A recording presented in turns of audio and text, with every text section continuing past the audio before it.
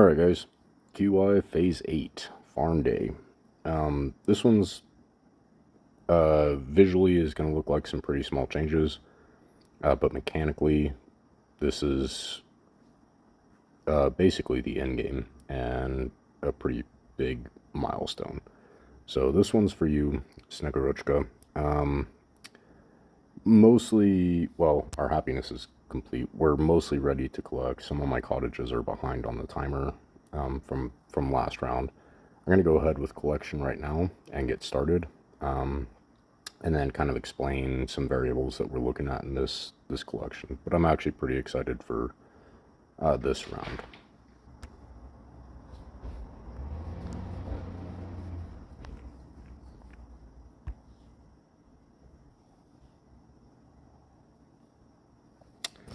Okay, so originally I had anticipated a surplus of 150,000 of each resource after this collection and buying the farm. I did spend extra actions today, so I'm up to the 610 mark if I want to buy the next batch of actions. I did buy extra actions today and was able to get a fair bit of coin and supply. Oops, sorry. I was able to get a fair bit of coin and supply just from the nodes. So the 150,000 resources left over would have given us enough to do the farm for 250, which would have been a total of 350 over 200 resources total, including the leftover. We now actually have enough resources to do the farm and then use the 150 of each resource left over for expansion number 7. And the expansion cost, remember, is 21,000 a piece. Our next expansion is 180, so we need to print 154 goods. So 154,000 of each resource, essentially. I guess round up, so 160,000 of each resource. So we will be able to do both, but by the skin of our teeth. And the original plan was to do the villa with the remaining resources, just because we wouldn't have enough to run the goods cycle as well. That was the original plan. With the couple extra thousand of each resource, we are able to do the farm and the 7th expansion, but by the skin of our teeth, like I said. And I'm really glad that I didn't delete these roads, because I don't know that I'll have enough coin to replace them. Like, that's how close we're going to cut it. I'm going to go ahead and do the expansion first for now. We won't be able to do the farm until those last 3 houses cook. We're going to run out of coin. But once those houses cook, and they're coming up in 24 minutes, so I'll just pause the video and do the farm. But at that point, it'll be pretty self-explanatory. Sometimes there's a delay in here, and I really want to mine that gap, because we will have absolutely 0 coin to spare after this cycle. Yeah, the villa is not an option now. Bummer.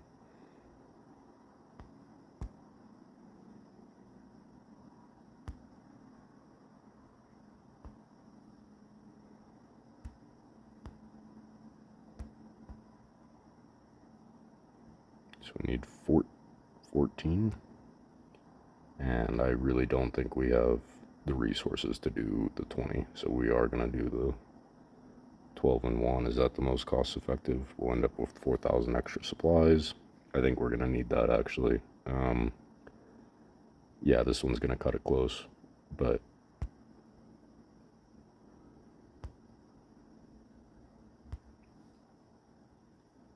how many more do we need? 178 exactly too. Okay, cool. I think we're gonna end up, after the cost of the farm, which is 50,000 in supplies, we'll end up with 9,000 extra supplies. The 200,000 in coin that we need is gonna come from these 3 cottages that are about to populate in about 20 minutes. So we have enough for our 7th expansion. I'm going to plant that right away because I've already spent some time mapping that out, and I really do not want to fat finger something at this point.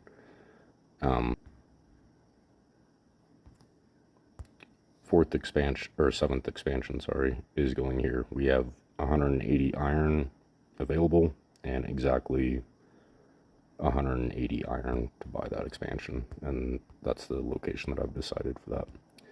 So if you check my goods stash on a side note, you can see that I've been pretty intentional about using up every possible resource, including the initial goods purchase, using a building that I haven't selected in my goods capability, so I don't have the ability to build limestone in this settlement.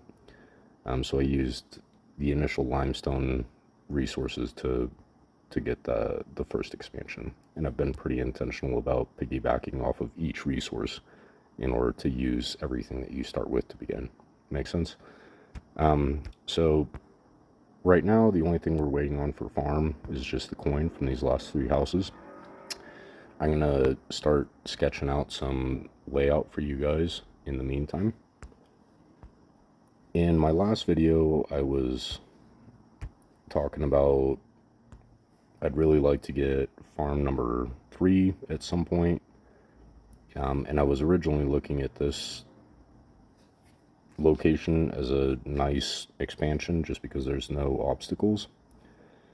And then pair that with this in order to get a farm and then a combination of arch and aqueduct, right? That was the original idea. And I kept looking at that today and it just didn't feel right. The issue here is this obstacle. And the last obstacle that I cleared was 75 shards. So that I don't know what this one would cost, and I really don't want to find out, to be honest. The issue with having that obstacle there is that this 3x4 space behind it would eventually become an arch and an aqueduct. That is true. But in the meantime, I still need to print ballista, goods, etc.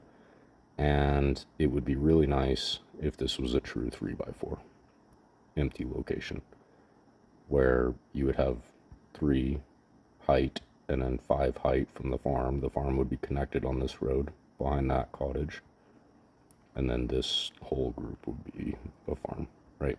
And then flex space back here. That would be ideal. But considering the cost of the last shard that I removed, which was on like expansion 6 down here, I think, the cost of that removal was 75 shards, and I don't really want to repeat that process. I am going to end up printing this expansion as well, but only this expansion, not the expansion behind it. And this last expansion will be my last structural expansion. That'll happen on the next round, and I'm actually going to delay my 2nd and 3rd farm until the rounds after that. But structurally speaking, this will be my last expansion, and I will do that on the next round. The purpose of this expansion is a complete 4x4 empty location that is connected to a road for permanent flex space, and that's the ability to move a goods building into that location, a troop camp into that location, a ballista camp, an amphitheater if we need to supplement happiness for 1 round in between cooking arches, whatever this, the flexibility space that our city demands. I like having a permanent 4x4 dedicated to that purpose and connected to a road, okay? So let's get into the rearranging that I came up with. And this is kind of, so take a step back. Everything that I've built up until this expansion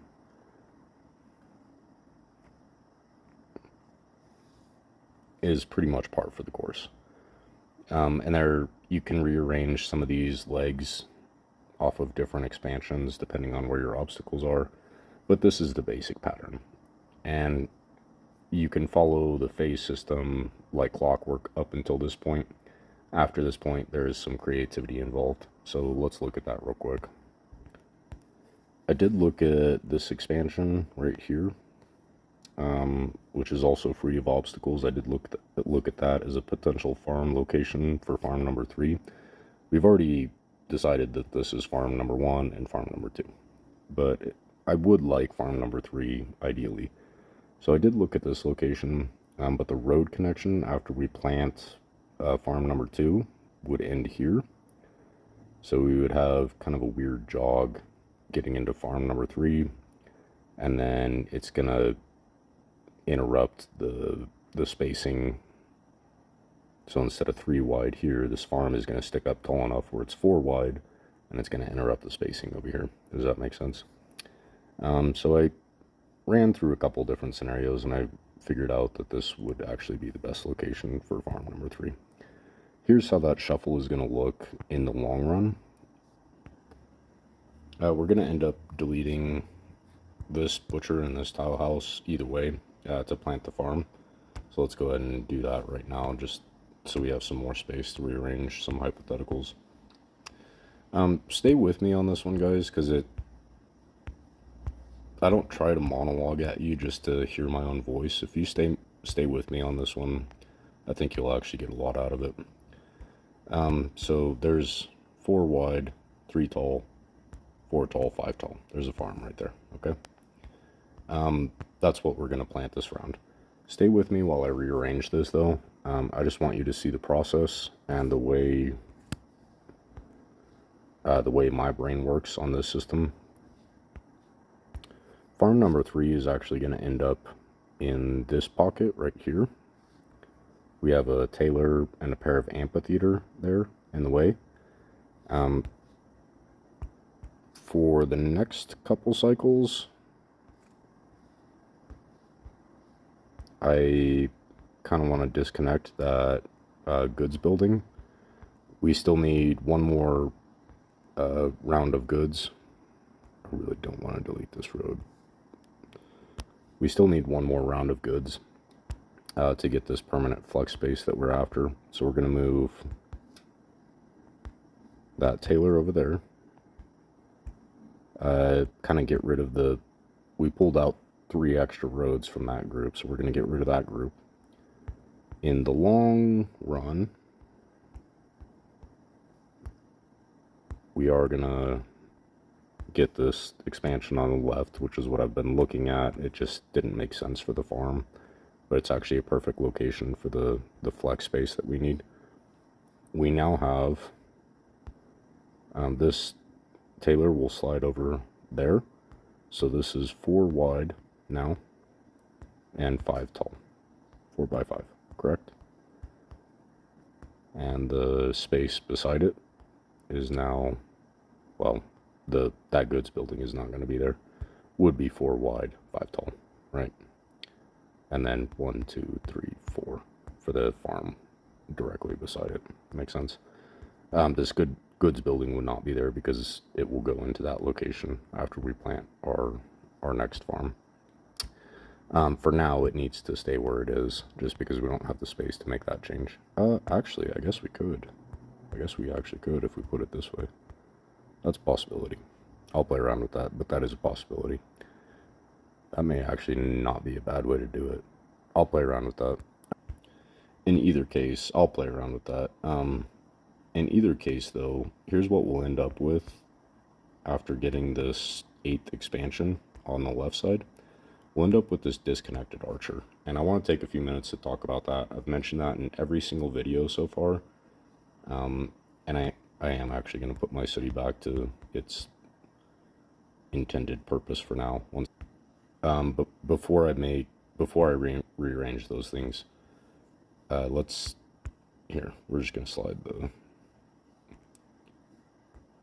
to slide our goods building into the farm position. We already know that's where that's going to be.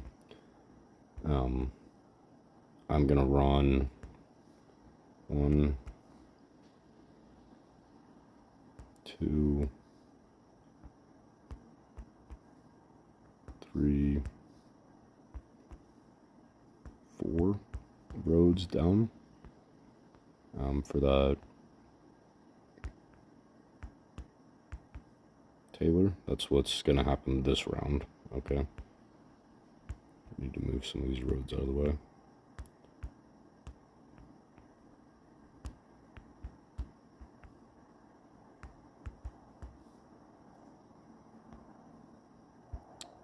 There you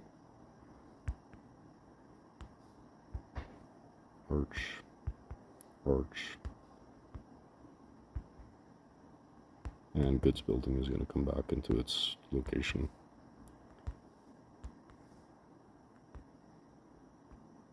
I'm really glad I did not delete these roads because I don't think we're going to have that much left over.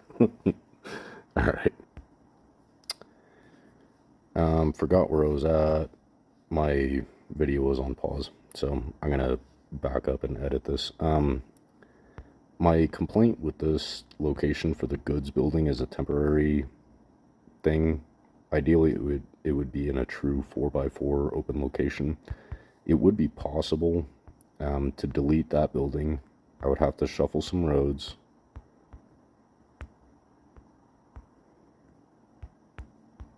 Slide this Taylor all the way over. You'll see that this Taylor is now disconnected, but I would be able to fit a ballista camp in there. I would have to rush the ballista camp in order to keep the rest of my building, my city timers where they need to be, you know,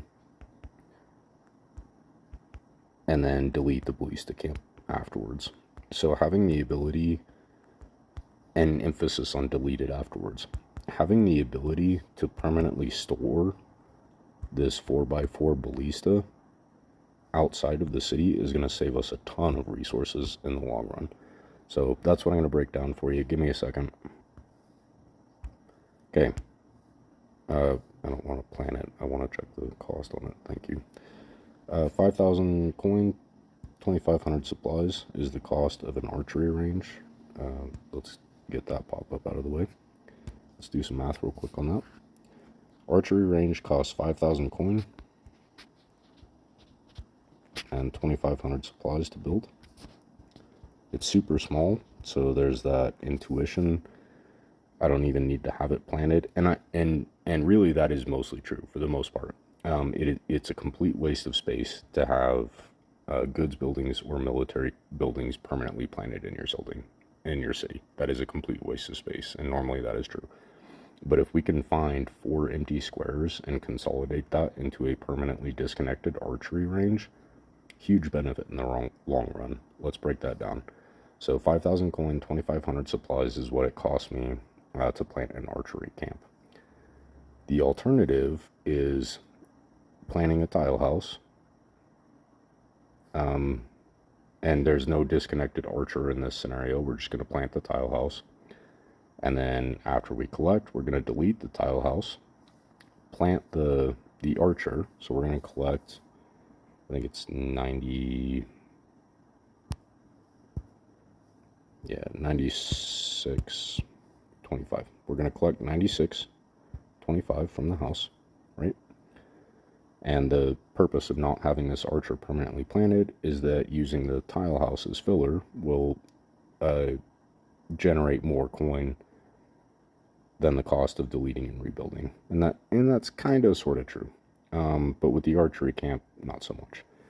So the tile house is going to give us 96.25. We're going to delete that and spend 5,000 rebuilding the archer plus 2,500 in supplies.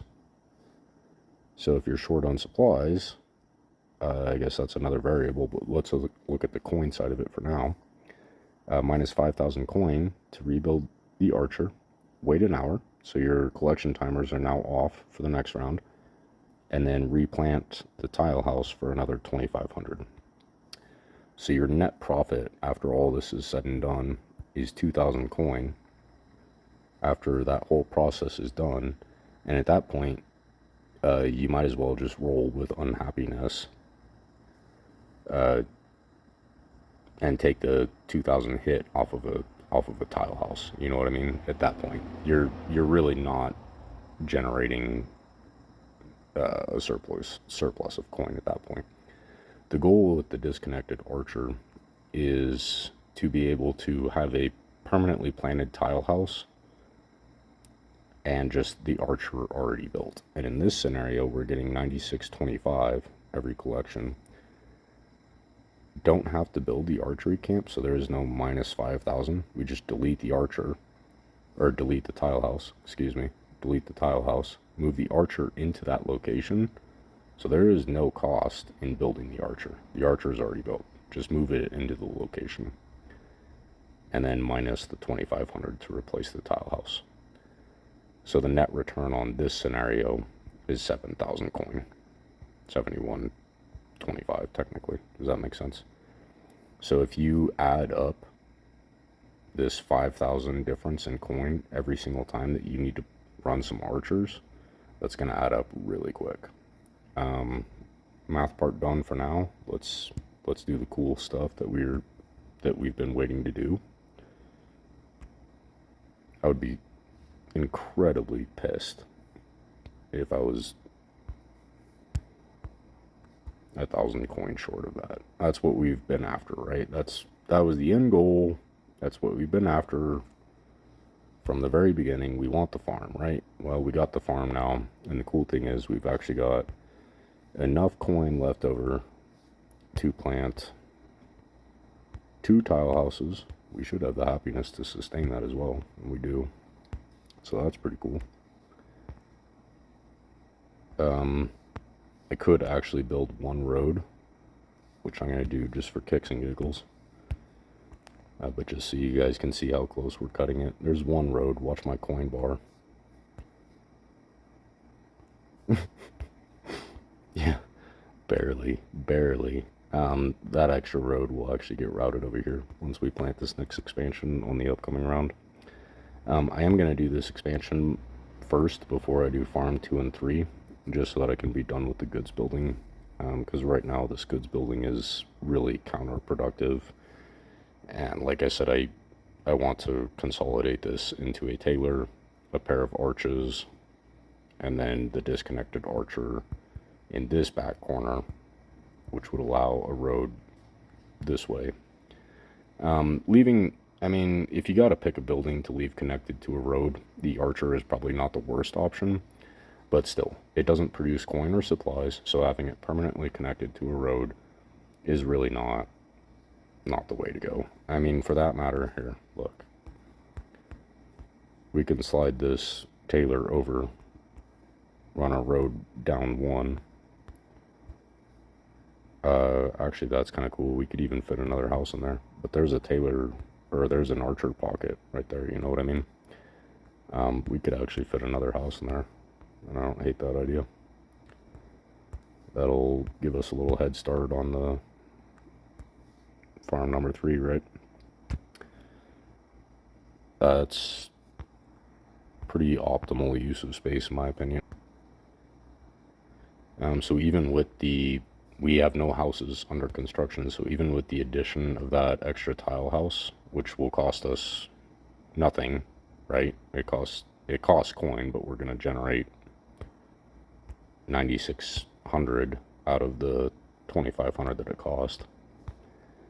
But we did ourselves a favor and planted enough arches that happiness is not going to be a thing that we've got to deal with in order to make the upcoming collection. Does that make sense?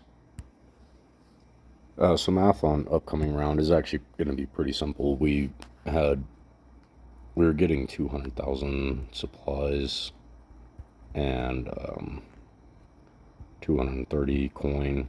That's what we were getting coming into this round. The only substantial change that we've made is just removing 10,000 supplies and adding 20,000 coin, because this farm is not going to cook for the next collection, so the building will be built at next collection, but we're not actually going to get the supplies out of it. So the upcoming collection is really not that complicated to figure out. it'll be 190 over 250. That would be enough to plant farm number 2 with about 40,000 something resource coin available left over after that. I'm actually gonna go straight to the expansion number 7 over here, just so that we can be done with that goods building, because we're getting into level 5 tomorrow, and I already burned through 8 ballista today. I still have 22 left, so I should be able to manage decently tomorrow. But at this point, this permanent flex space over here, where I can be done with the goods building and have a ballista camp, run as many ballista reps as I need, move this ballista camp back behind arch number 2 up here, run a butcher until the next collection, collect everything, delete the butcher, relocate the ballista, run a few ballista repetitions, move the ballista back, rebuild a butcher, and if my resources are imbalanced to where the thing that I need is not supplies from butcher but it's coin, just take that road, run 2 houses, get a couple extra coins on the next collection, delete them, move that ballista back into position, rinse and repeat. Does that make sense? I think on the upcoming collection, just being done with this goods building is going to be a higher priority than planting farm number 2, which again, we're not even going to get the resources out of that until the collection afterwards. Does that make sense?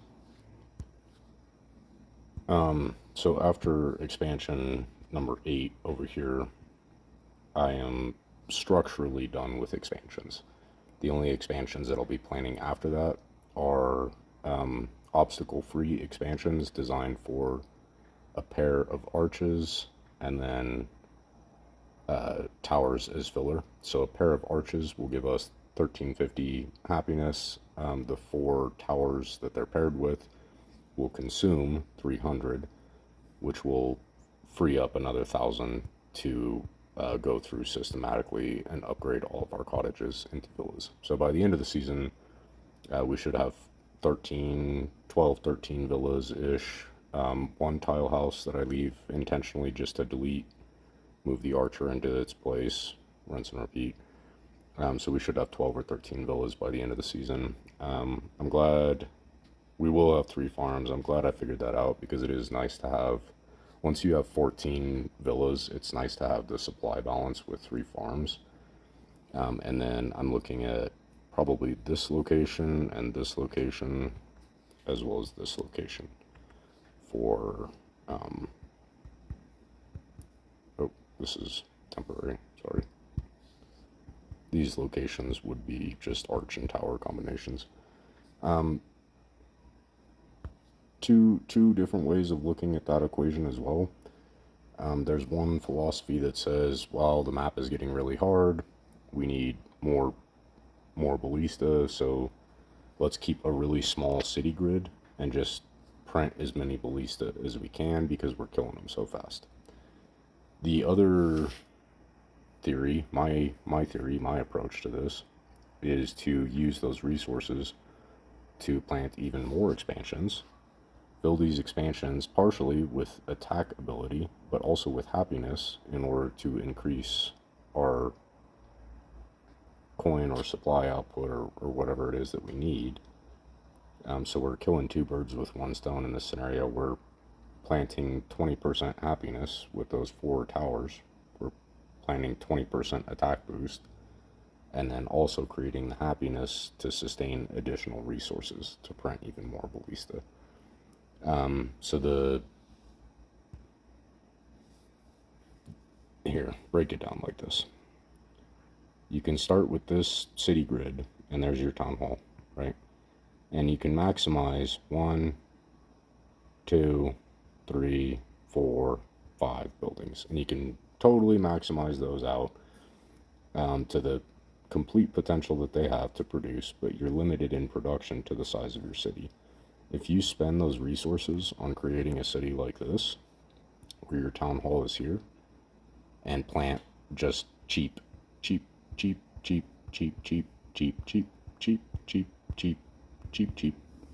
right? The volume of these cheap buildings will accumulate more resources and faster than this system. And as you accumulate those resources, now we start upgrading them into the maximum potential. And so now instead of working with four buildings at their maximum potential, we're working with 20 buildings at their maximum potential. Does that make sense? But the initial criteria is that we build the space to do that first. Expansions over farms. In a roundabout way, my strategy of planning the arch at opening instead of the farm essentially accomplishes the same thing. The goal is to gain space, not upgrade buildings. We were able to upgrade a butcher into a farm, which is a pretty big investment. So that's a win for us, right? But we were also able to buy an expansion that cost 160,000 goods in the same move. And that's something that you cannot do with a city grid that's limited to a 4x4. It's just not possible. Even with pure farms and villas, you wouldn't have the space for the goods building. And after you run some ballista and some archer to actually do the thing that we're building the city for, you wouldn't even have the resources left to do both in one whack. Does that make sense? So ultimately, the goal of planning the archer at opening is to gain expansions. Planning the one arch frees up 4 expansions worth of amphitheater. And as we go through these different phases, we're continuing to plant the arch, but we're maintaining that same philosophy of using resources to buy expansions. So the next expansion is going to be 240. At this point, I've piggybacked off of everything that I started with. I guess I could run jewelry next and save myself 2. I don't really think that's worth the delete and rebuild process. Let's do the math on the upcoming collection though and figure out what we're going to be working with. So we originally projected 230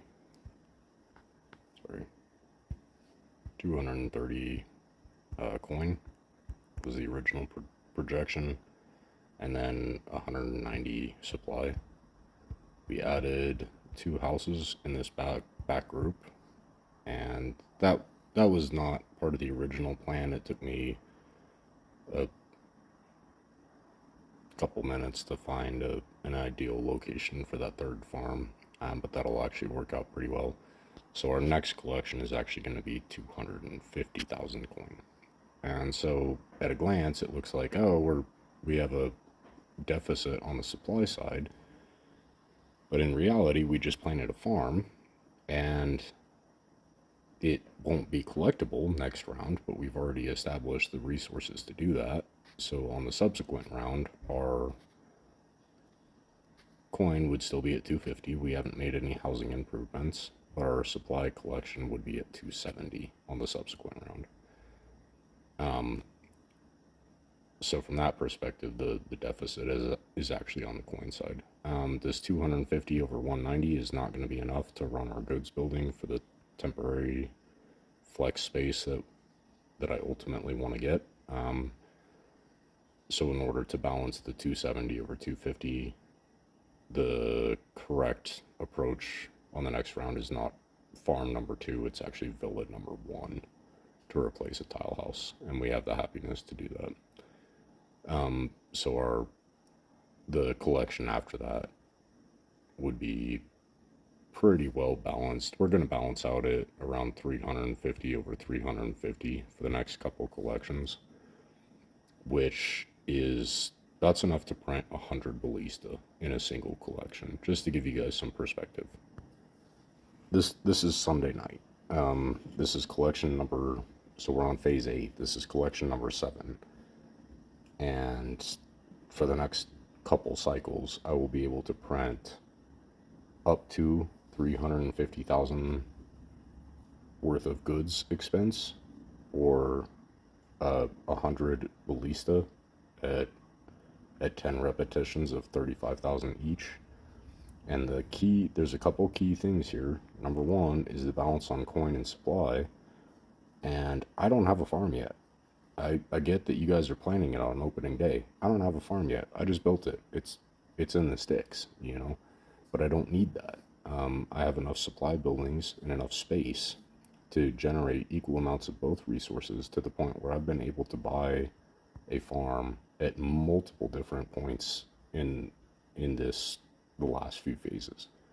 At least 3 or 4 opportunities to buy a farm, and have chosen not to, in favor of buying space to plant more cheap buildings, right? And the advantage with cheap buildings is that they print immediately. So the 80,000 supplies that I will get from this farm eventually is kind of canceled out by the fact that I've got to wait 2 collections in order to see anything back from that. So I've invested 50,000 supplies into it. I will get 0 supplies out of it the next round. And then on the round after that, I will get 80,000. Okay. So as an average between the 2 collections, I've made 40,000 in supplies over 2 collections. That's what my tailors are spitting out, and they are collectible on the next round, and also cost only 6,000 coin versus 200,000 coin. So over time, yes, the farm is going to be a huge asset. But early on, when you're trying to establish your city and get a solid foundation, that farm is just, it's counterproductive. So on the next couple of collections, I'll be working with about 350 over 350 of each resource. From there, we can use this flex space that we've set up on this left side. We can start using that space to print ballista, because we'll be into level 5 tomorrow, so probably going to need some more troops. Definitely going to need the archers for donation as well as fighting, so we're going to need some combinations of both. And we now have 350 over 350 resources to play with, and evenly balanced. Because at this point, we're not spending a ton of coin to buy a farm or a ton of supplies to buy a villa. At this point, our collection is balanced because most of what we're doing is buying expansions, troops, and then the imbalance that we do have upgrades 1 villa, and then the next cycle upgrades 1 farm. Does that make sense? I think that's it. Sorry, this one was kind of long, and I'm sorry for that. But this is where proofs in the pudding, right? Is, as the saying goes. I'm telling you guys, plant an arch at opening instead of a farm, and that's mind-boggling to some people. But the proof is in the pudding. This is Sunday night. This is my 7th collection.